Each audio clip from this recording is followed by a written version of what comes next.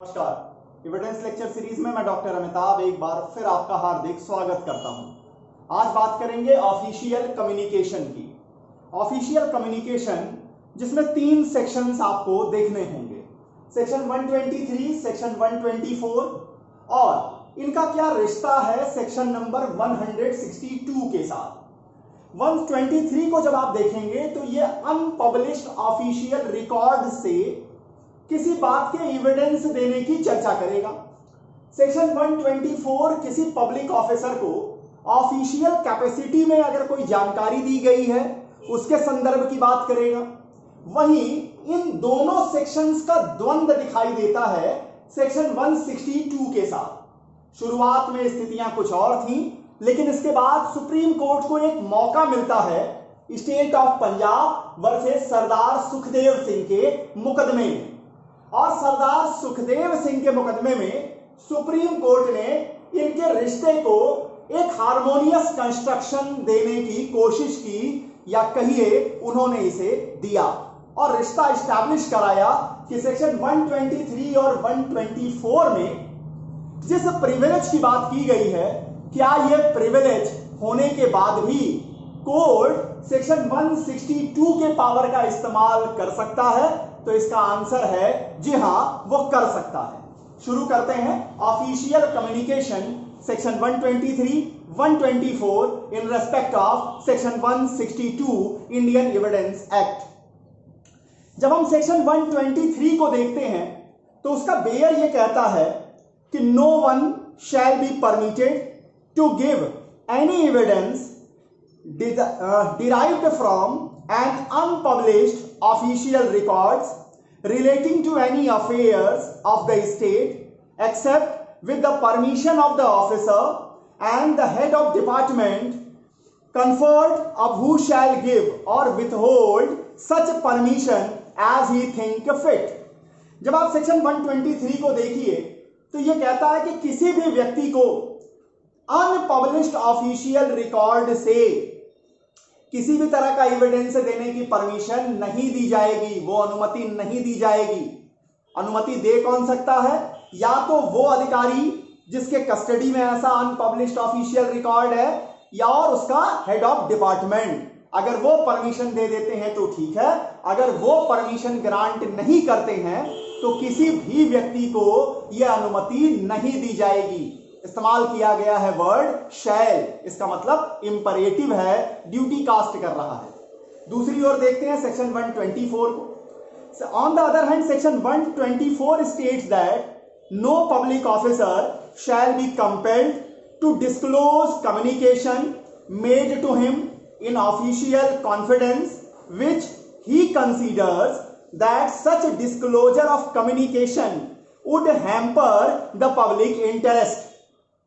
दूसरी ओर सेक्शन 124 कहता है कि अगर कोई पब्लिक ऑफिसर को यह लगता है कि जो कम्युनिकेशन उसको ऑफिशियल कैपेसिटी के कारण ऑफिशियल कॉन्फिडेंस में दी गई है उसको डिस्क्लोज करने से अगर पब्लिक इंटरेस्ट हैम्पर होगा तो वो उस बात को बताने से मना कर सकता है, उसको विवश नहीं किया जाएगा।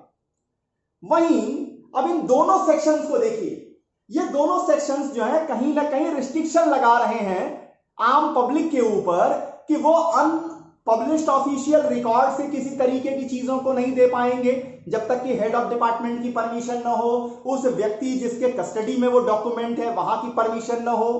वहीं दूसरी ओर 124 जो भी पब्लिक ऑफिसर्स हैं, अगर उन्हें कोई कम्युनिकेशन की गई है और अगर उन्हें लगता है कि पब्लिक इंटरेस्ट हैम्पर होगा तो आप वहां की बात को भी एविडेंस नहीं दे पाएंगे।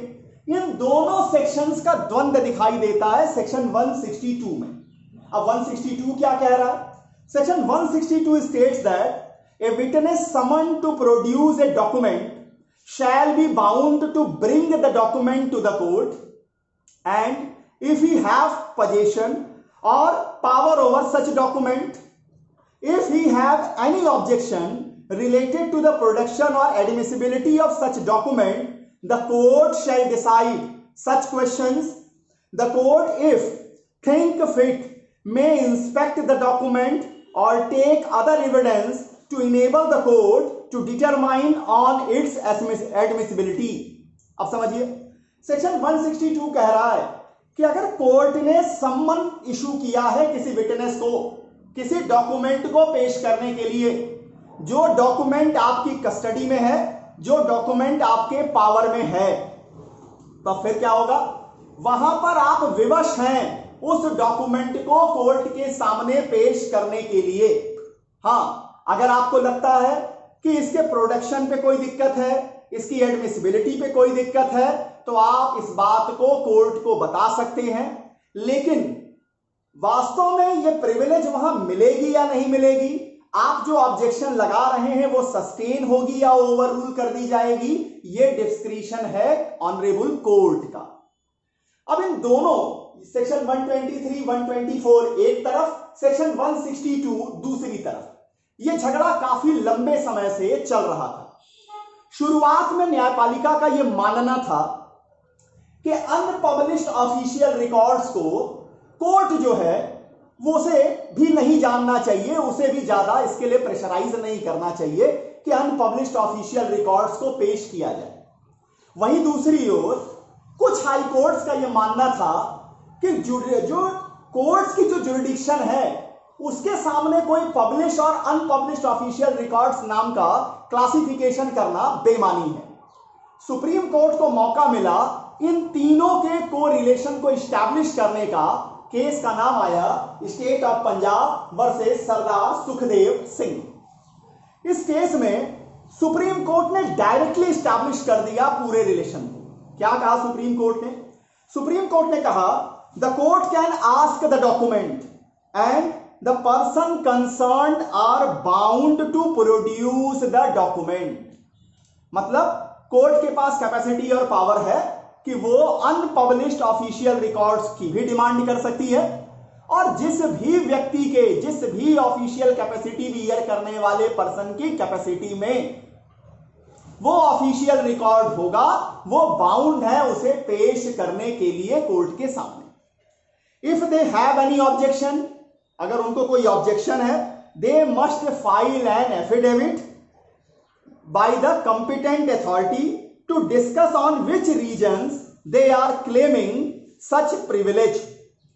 Court can testify such reasons or demand or issue summons to such competent authority to be present in the court as witness and after their cross examination by the court. ध्यान दीजिएगा, after their cross examination by the court will finalize whether such privilege is available to the document or not. इसका मतलब देखिए, सरदार सुखदेव सिंह के मुकदमे को समझिए। यहां पर सुप्रीम कोर्ट ने कहा कि हमारे पास कैपेसिटी है। हमारे पास कहने का मतलब जब सुप्रीम कोर्ट कह रही है इसका मतलब हाई कोर्ट्स और लोअर कोर्ट्स के पास भी ये कैपेसिटी और पावर है। मतलब ये कोर्ट्स का जुरिडिक्शन है, उनके पास ये कैपेसिटी पावर है, वो अनपब्लिश्ड ऑफिशियल रिकॉर्ड्स की भी डिमांड कर सकते हैं। और अगर आपकी ऑफिशियल कैपेसिटी में वो डॉक्यूमेंट आपके पास है तो आप बाउंड हैं उसको पेश करने के लिए। हां, अगर आपको ऑब्जेक्शन है इसकी एडमिसिबिलिटी को लेकर, इसके एविडेंस के नेचर को लेकर के, इसकी कॉन्फिडेंशियल पार्ट को लेकर के, आप कोर्ट के सामने कंपिटेंट अथॉरिटी के जरिए एक एफिडेविट में अपनी ऑब्जेक्शन रखिए। कोर्ट क्या करेगी, उस ऑब्जेक्शन को टेस्टिफाई कर लेगी, कितना वजन है उसके अंदर इसको चेक कर लेगी। कोर्ट अगर चाहेगी तो उस कंपिटेंट अथॉरिटी को जिसने वो एफिडेविट फाइल की है उसको क्या करेगी, सम्मन इशू कर देगी, कोर्ट के सामने बुला लेगी और उनका खुद क्रॉस ऑब्जेक्शन कर लेगी।